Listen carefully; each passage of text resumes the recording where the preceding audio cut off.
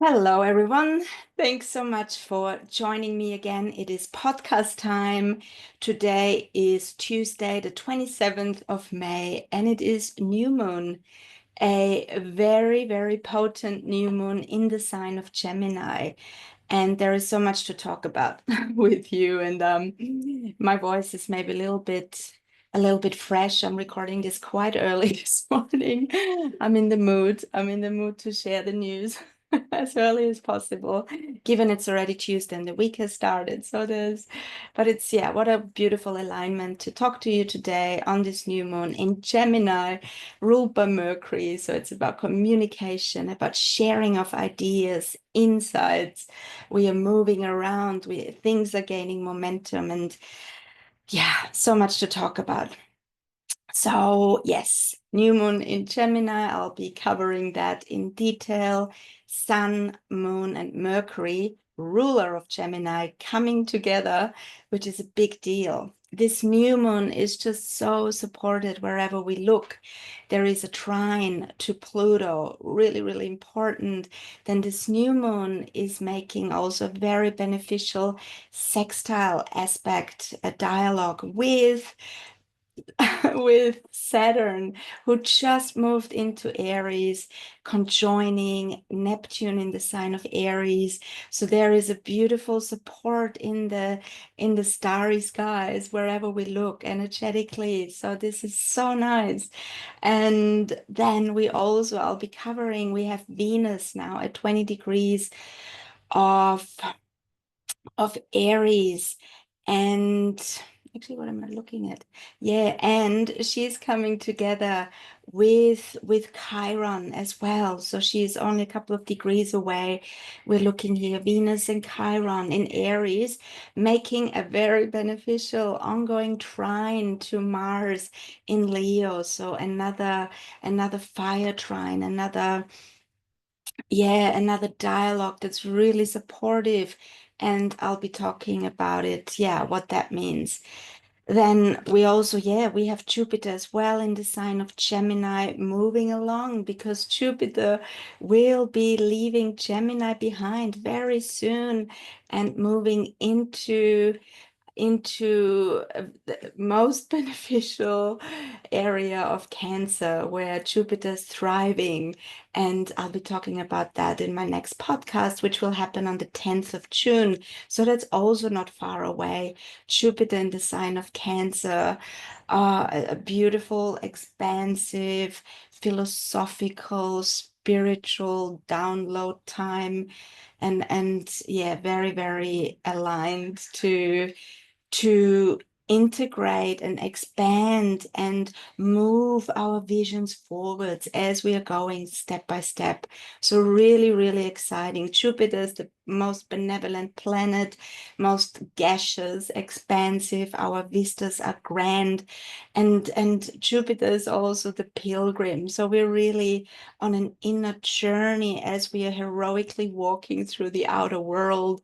And also Jupiter brings in, it's the guardian angel, bringing in possibilities, the people that are supporting us. So there is lots and lots of benevolent things happening in the skies that are imprinting upon us and are up for grabs. Are we willing? Are we ready? And all right, let's go back to today's new moon in the sign of Gemini. And here so this is Sydney time, Australia, and the new moon will be exactly here at 1:02 p.m. And yeah, where do we start? So 7 degrees of Gemini, early degree points. Actually, before I start talking about this new moon, I want to talk about the ruler. The ruler is Mercury. Mercury, it's so fascinating because Mercury is part of this lunation, which is starting this whole lunation, the next 28 days, in the spirit of what's happening today. But also this lunation will really set the tone for how we move things along this year into next year. This is big times. It's like a portal is opening. And Mercury, the ruler, is also meeting Pluto. Pluto, Lord of the underworld, the dwarf planet that is really about transformation, bringing up the shit, the murky stuff, the bottom of the barrel. Pluto is about wealth and prosperity. It's the wealth of inner knowledge, of excavating the jewels from within, but also we can create wealth on the outside. So there is so much to it. And also, for me, the fascinating thing is because we meet Pluto when we are at a threshold. Pluto in mythology, Hades, rendered himself invisible with a helmet of invisibility and only surfaced when when we were ready to face our conscious subconscious, to become more conscious. And also, when we're at a crossroads, when we're walking the liminal. That's why Pluto is so connected with Samhain from the 31st of October, the threshold to the 1st of November, the Day of the Dead, where the ghosts from the past are surfacing. We got some dragons to slay, heroic self-knowledge, inner encounter with our demons, ghosts, shadow work. So we have, as part of this lunation, we have Mercury. Mercury is the messenger god. And I find there is a similarity with Mercury and Pluto because Mercury also surfaces when we are at a crossroads. It's the psychopomp, it's the hypnotherapist, the one that takes people into their subconscious, into the inner realms, into taking them to the temenos, where we are purging, where we are fasting, where we are connecting with the gods and goddesses within. So this Mercury is lining up beautifully with Pluto, and I feel there is some deep messages here. And I'm just reading out of my book that I love, Codex of the Soul by Verda Luce. And this is Mercury speaking, and I'm just reading a little excerpt. It's a little bit long. For I am the messenger of the gods and the guide of souls, and the only one who can travel the domain of Hades and return to the realm of the living. Thus, I am the shapeshift. I'm the tragicomic. I am both the solemn and the god of commerce. When I'm retrograde, I remind you of the fragility of technology and of the tongue's slippery body, to instead go within and journal your memory into wisdom. By winged sandals I fly, and the sacred I inscribe. With my caduceus wand, I'm Hermes, Trismegistus, the alchemical magus. In your ear I do whisper the magic and the mischief, and the tall tales of the trickster. I love it. There is so much covered here because Mercury is also referred to, yes, rules the throat, rules our how we communicate, rules, so conversations. We are also wheeling and dealing, selling things, moving about. Mercury is the trickster because he moves really quickly. You never know where Mercury shows up, and boom, all of a sudden the fleet-footed messenger is here. And also, as we just heard, he is the only one guiding the souls into Hades. And now we have this trine to Pluto. Pluto is Hades, the lord of the netherworld. So this message is huge. And we've just also only 2 days ago, we crossed the threshold of Saturn moving into Aries. That's a 30-year deal, which is not such a big deal. It is and it isn't. So every 30 years, Saturn moves into Aries. But this is for I don't know how many hundreds of years. Saturn is also coming together with Neptune in Aries. This is big times, and I feel so supportive for us. And this year has already started. Like up until early May, we pretty much had all the personal planets retrograde. We've been on an inner journey, feeling into readjusting, reinventing ourselves, really being honest, letting go. Relationships have been falling apart, jobs, situations, we've been changing, we've been feeling that certain areas of life we can no longer move on like we have been. And now is the time, after all the personal planets have been retrograde, they are now all direct. Woo, that's great. I mean, Mercury will go retrograde twice more this year. Great. I will look into that when that's going to be. Actually, I don't think it's too far off, but we worry about that another time.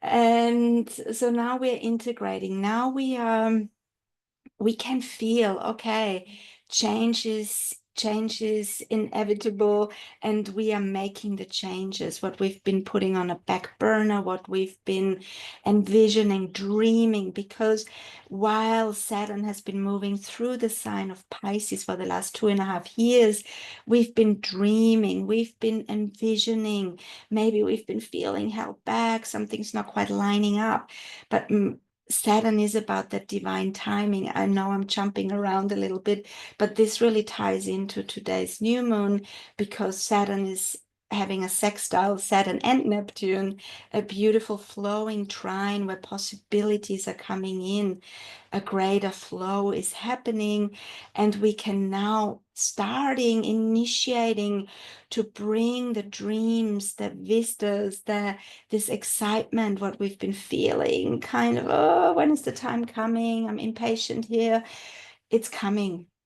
Still, yes, we might feel impatient because we feel that impulse, the fire within. We feel the Aries energy that wants to initiate, move shit along, push it. But it's not time to push. It's really not, because we do have time. And I have to think about the General Bajar. He always says, like, what's the rush? We are all eternal beings. We got time. We will never not exist. So we exist, we are conscious, we will never not exist. So there is time. And I feel that's a bit of a message of the Saturn in Aries, which can feel like, whoa, this is such a paradox. It's a head fuck in a way. And I'm sorry, excuse my foul language, but yeah, it can be. We have so much Gemini energy, which is about the head, the cerebral qualities, that with the thinking mind, finding solutions, putting our thoughts, we want to gear them, we want to direct them and guide them along. And then it's like, whoa, so what can I do? I can go A or B. Or maybe there's option C, but the invitation here is, with this lunation and with anything that's coming this year into next year and what we want to create, let's be flexible, let's be malleable, let us not get rigid. Saturn is the planet where ruling Capricorn, we can get rigid, we can get set on in certain ways, we want to control the outcome, and we're really steered away. Mercury taking us into the underworld, saying, whoa, firstly, well, I'm the fleet-footed messenger, but there is also Saturnian caution, Saturnian maturity, wisdom, growth through every step that I'm taking. Do I like it? Fuck no, I don't like it. I don't, I want to move. I want to move quick, fast. I want to connect with everyone now and make those deals and lock them in and sign them. And, or even if I don't sign them, I want to move things along, which is fine. We can, there will be a lot of connections. It's very social. Mercury loves to, yeah, move around. There is almost like no, we're not stopping. And that's the next caution. Okay, so here is, and Saturn is always like, Saturn often is like, oh man, not another Saturn lesson, because Saturn puts on the brakes, there's limitations. But I really feel over the next 2.5 years, while Saturn is moving through the initiatory sign of Aries, we can really work with frustration, impatience, and that, again, that sense of maturity as we are discerning. South Node in Virgo, we are discerning, we are becoming more aware of our motives, where we want to guide and direct things, and we're developing more of a focus, a determination.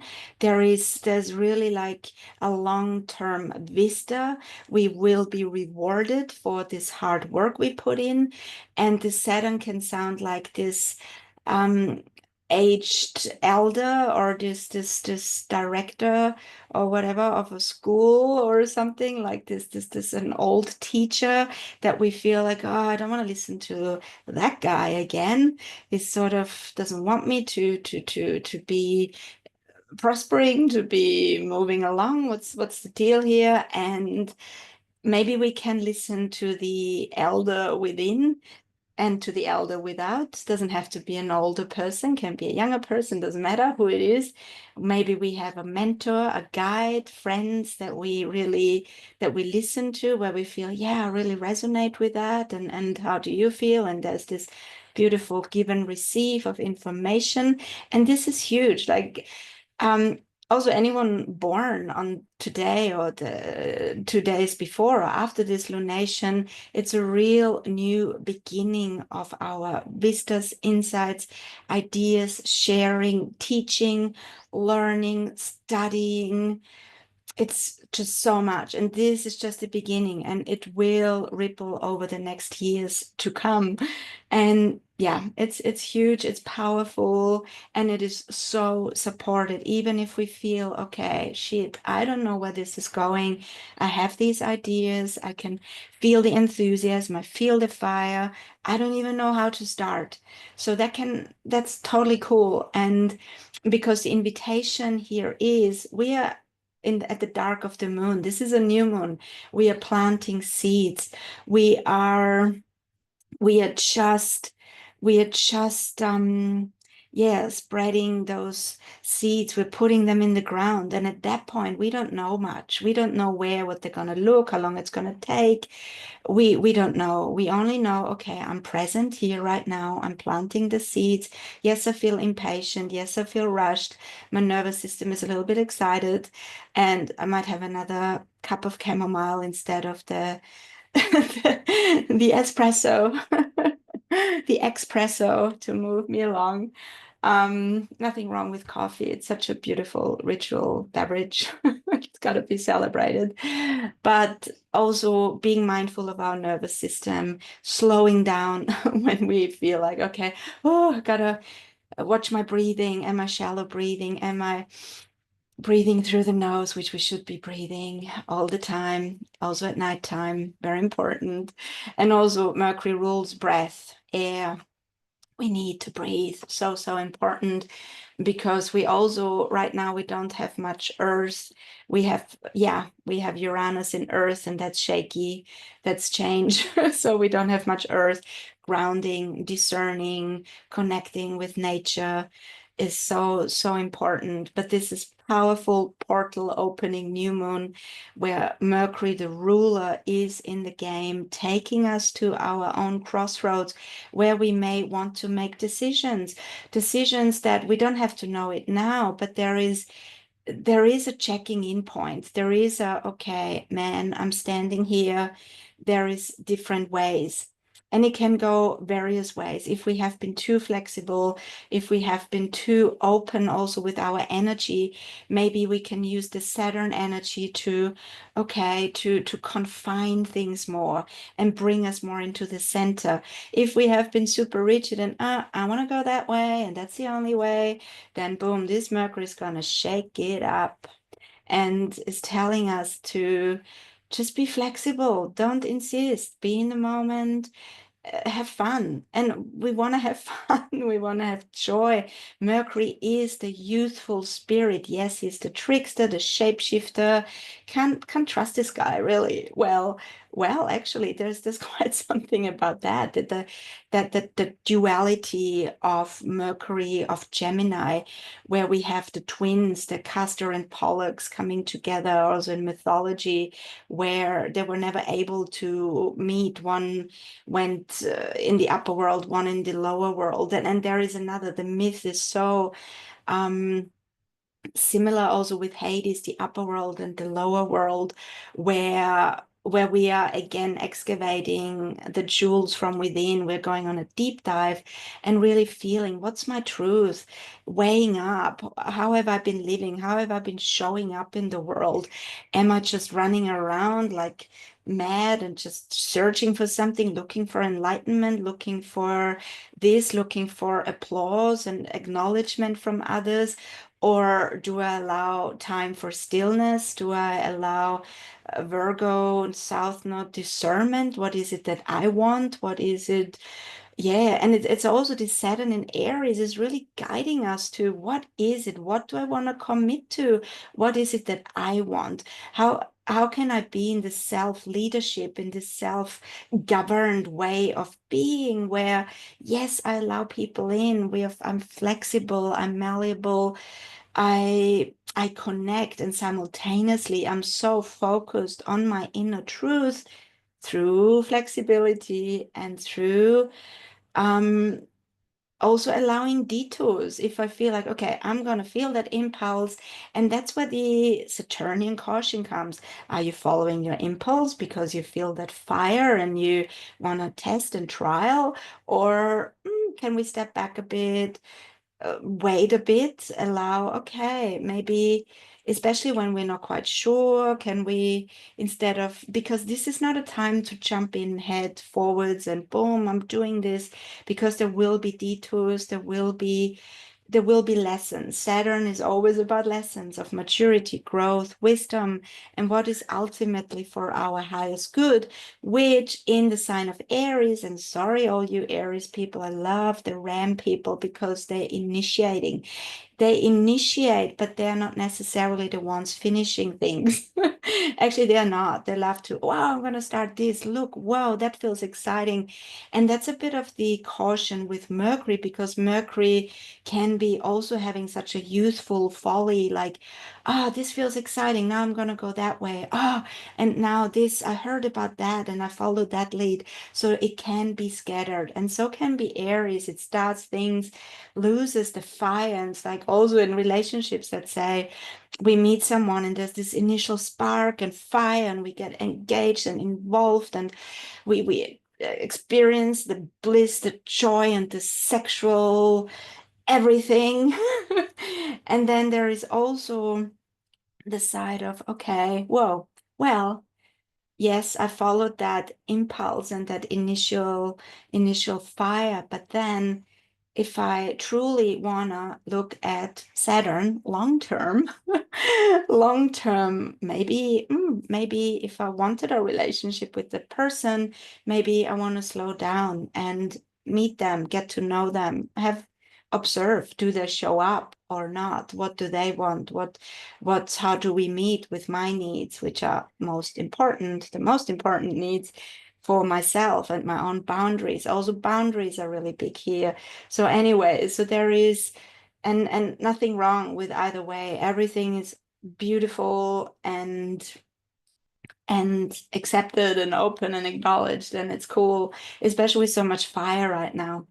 We have Venus in Aries as well. She's feisty, she's sexual, she's impulsive, she's fierce, she knows what she wants well, she can be reactive and then could be reactively thinking she knows what she wants and then pushing ahead just to find out that a bit immature, and again getting lessons around growth.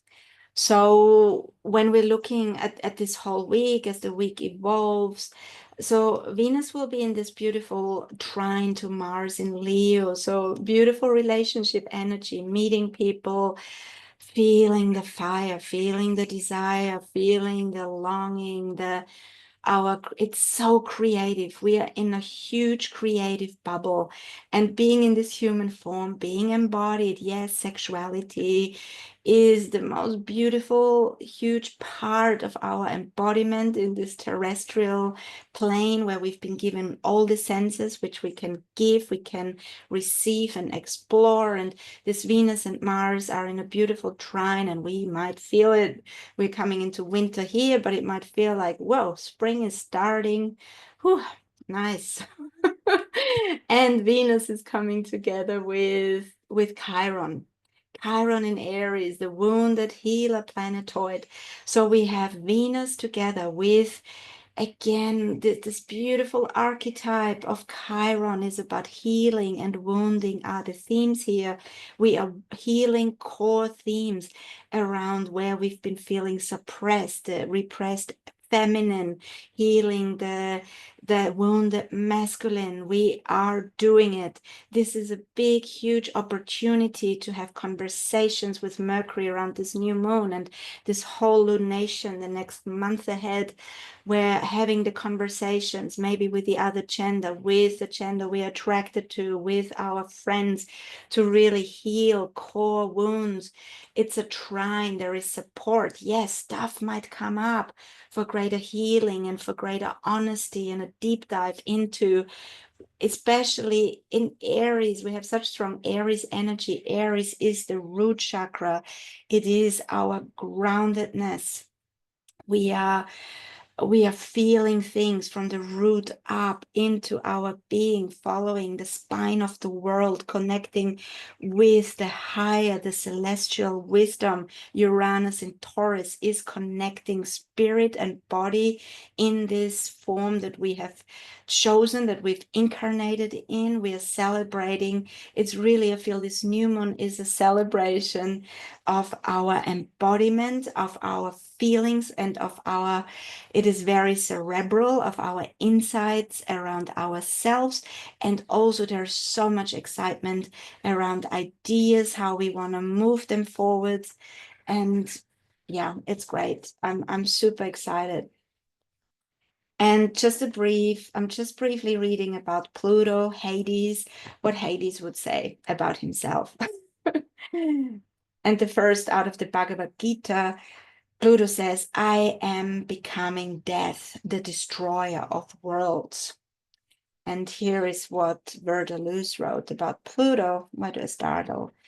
My name means wealth, for as you surrender into the depth of my infernal kingdom, the mysteries of your unconscious shall be revealed, a treasure chest of your soul's riches, in your willingness to release the old, to reduce to essence, to regenerate as the phoenix.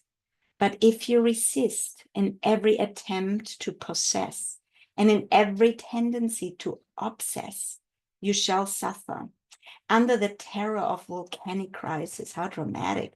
For I rule the abode of the shades, and I am the night's sense darkness. But if you just let go, I shall unveil the secrets of your soul. Well, on that light note, just that. That's it. Nothing more, nothing less. Just down to your essence and your soul. I'll leave you with that on this beautiful new moon, planting seeds in the sign of Gemini. So much love. And I'm looking forward to launching my website very soon with lots of offerings and all my podcasts and new materials and lots of free material that will be coming, and sending so much love. Bye for now.